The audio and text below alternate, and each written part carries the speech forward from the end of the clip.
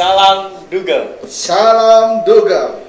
Hari ini sangat luar biasa acara ini bisa berjalan kembali. Dan saya bersyukur kalau hari ini saya ditemenin dengan narasumber, yaitu Bapak Pendeta Yosua. Dan hari-hari ini sedang viral sekali dan marak sekali. Ternyata dari zaman saya dulu tahun 90-an sampai sekarang tuh masih ada. Hari ini kita mau bahas tentang kasus bullying atau perundungan. Siap. Ya Pak? Siap. Jadi ternyata itu nggak habis-habis Pak. Dari zaman ke zaman, bahkan kalau bisa di 30 tahun yang lalu, ternyata kasus itu terus ada.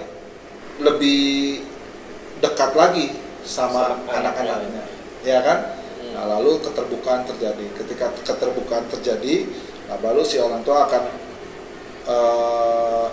lebih bisa memahami dan mencari solusi buat si anak, ya kan? Seperti itu. Nah, jadi kalau saya bilang, pertama orang tua dulu yang harus bertobat. Kalau kita sebagai guru, ya kita juga guru. Nah, sekarang saya cerita guru juga sedikit nih ya. Yeah. Guru itu kalau saya perhatikan juga beban administrasinya lumayan besar nih.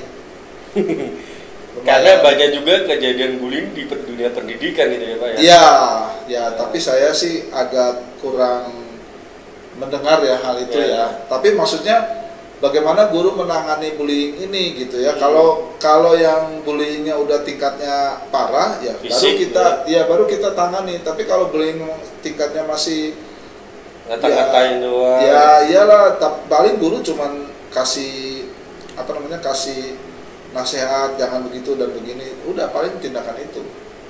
Nah, sebetulnya kalau saya perhatikan bagaimana menangani bullying ini ya, harus ada tindakan tegas. Selain tadi pemulihan, pertobatan dari orang tua, nah berikutnya harus ada tindakan tegas terhadap si pembuli. Nah, soal tindakan tegas ini, ya baik di rumah, ya mulai dari kecil.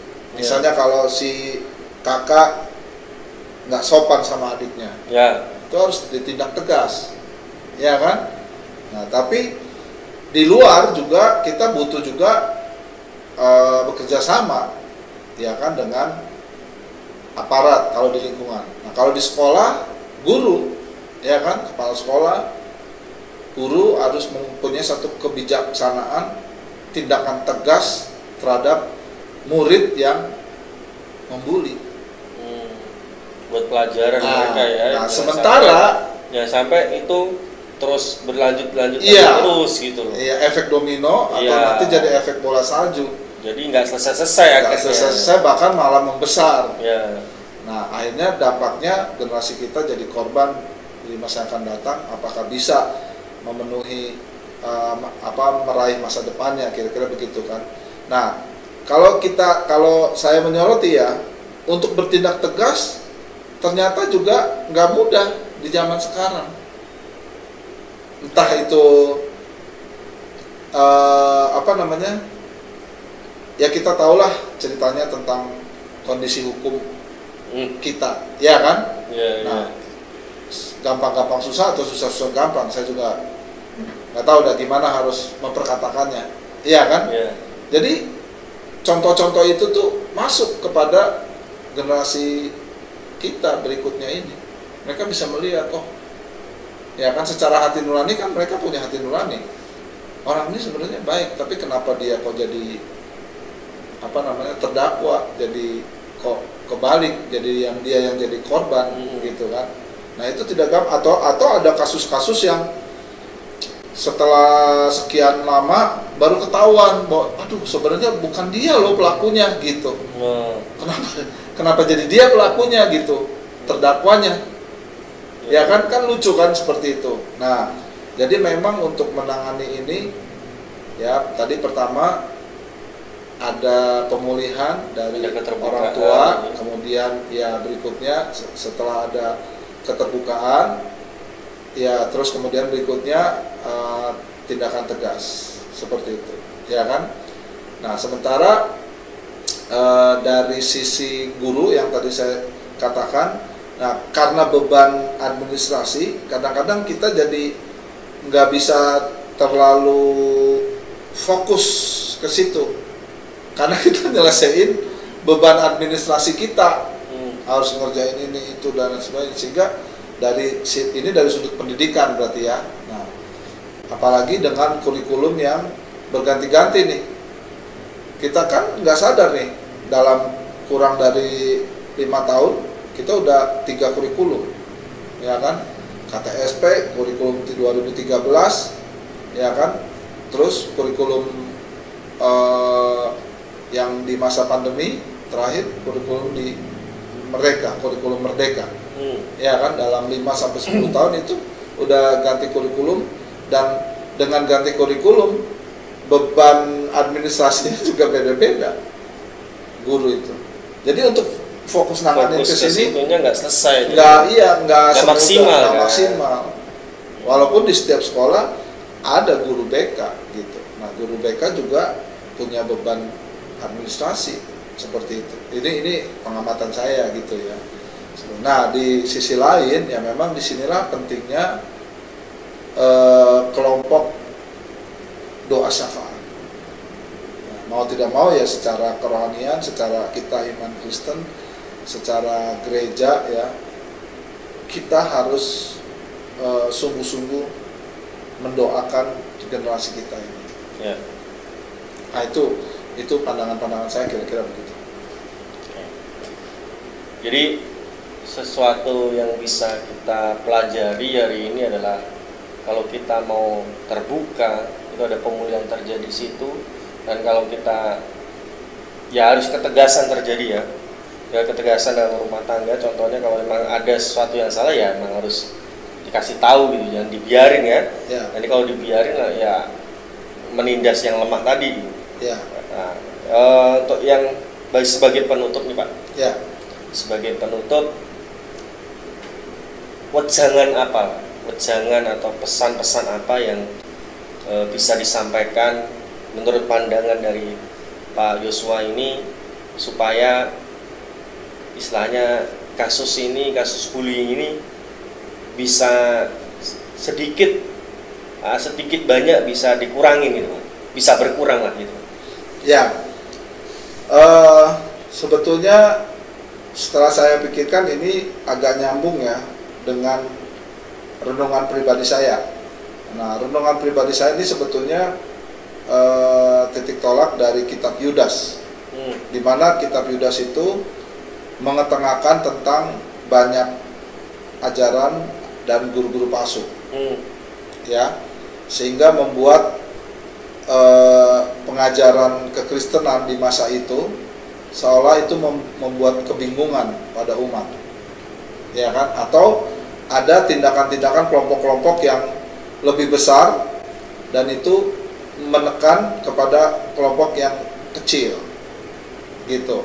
Nah, sehingga Yudas itu, kitab Yudas, maksud saya, Yudas di situ penulisnya bukan Yudas Iskariot ya, tapi Yudas saudara Yakobus, dan notabene juga berarti saudara Yesus ya, tapi dia menyatakan dirinya sebagai hamba. Nah, hamba di situ sebagai budak. Nah, ternyata dia memiliki sifat kerendahan hati, gitu ya. Nah, dengan sikap kerendahan hati itu, tapi dia juga tidak menjadi minder. Nah, kerendahan hati, lalu kitab Yudas memperingatkan agar kita sungguh-sungguh tentang keselamatan. Nah, bagaimana caranya? Di akhir pasal kitab Yudas tersebut menasihatkan agar membangun diri kita di atas dasar iman yang paling suci atau paling murni, seperti itu. Nah, jadi kalau kita sangkutkan ini ke kasus bullying ya, setelah saya renungkan, kita harus melatih diri kita ini sungguh-sungguh mempercayakan hidup kita kepada Tuhan, dan kita harus belajar untuk percaya diri. Ya, kalau kita sungguh-sungguh mempercayakan hidup kepada Tuhan, maka efeknya kita akan belajar untuk percaya diri. Nah, percaya diri ini artinya kita bisa menerima diri kita apa adanya, kelebihan dan kekurangan kita. Lalu kita juga belajar menerima orang lain kelebihan dan kekurangannya. Nah, kalau ada orang lain yang sombong atau melakukan tindakan bullying dan sebagainya, ya kan, kita tidak membalas. Ya. Karena memang itu perintah Kristus, jangan membalas kejahatan dengan kejahatan. Paulus katakan begitu. Tapi balas kejahatan dengan kebaikan, ya kan? Nah, tapi kan itu nggak gampang buat seorang anak. Ya. Ya kan, efek domino tadi. Ketika dia jadi korban, kan besok dia jadi pelakunya. Nah, maka kita harus mengajarkan ya para orang tua, ya termasuk guru juga, ya kita harus mengajarkan tentang keunikan setiap orang, ya belajar menerima diri, ya, mengucap syukur dan percaya diri, dan kembangkan sikap tidak membalas tapi untuk hidup damai. Nah, kalau kita mempunyai sikap hati bahwa kita harus hidup damai, maka kalau ada ketemu kasus bullying, ya, maka anak ini akan membawa damai, ya, ke pihak pelaku. Lo jangan begitu dong, biar bagaimana kan ini teman kita, ya kan? Kepada korban, nah dia akan membangun, menguatkan. Udah, ampunin, maafin. Tapi kita juga harus belajar. Kenapa lo dibully? Kenapa? Misalnya lo sih bikin gara-gara, atau lo sih ngomong duluan, ngata-ngatain, atau mungkin lo sikapnya kayak gini, ya kan? Nah, coba deh kita bangun diri kita, ya kan? Nah, itu kira-kira pandangan saya begitu. Siap. Terima kasih Bapak Pendeta Yosua Lisidarta buat waktunya yang sudah bisa mengasih pandangan ke kita bahwa semua ini harus proses ya. Dan kita berdoa sebagai pendoa syafaat, mungkin kita terus berdoa buat generasi-generasi kita ini, jangan sampailah kasus ini terus berlanjut dan terus bukannya semakin berkurang tapi semakin bertambah gitu.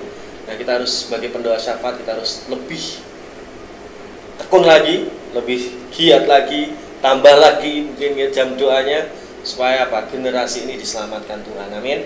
Cuma saya ingin mengatakan bahwa apa yang kita sampaikan, apa yang saya sampaikan tadi, menurut saya sih ini baru sekelumit baru ya, kecil lah gitu ya. Baru kecil ya. Baru luarnya banyak yang harus kita perlu bahas, tapi waktu kita terbatas juga, ya kan? Ya, pengetahuan, pemahaman kita juga, pengalaman kita juga terbatas. Tapi dari apa yang saya perhatikan, saya cuman ingin mengatakan dalam satu kata, prihatin. Ayo kita harus prihatin dengan kasus-kasus bullying. Siap. Terima kasih buat waktunya. Ya, mari kita bersama-sama kita katakan salam duga dunia gembala. Tuhan Yesus memberkati.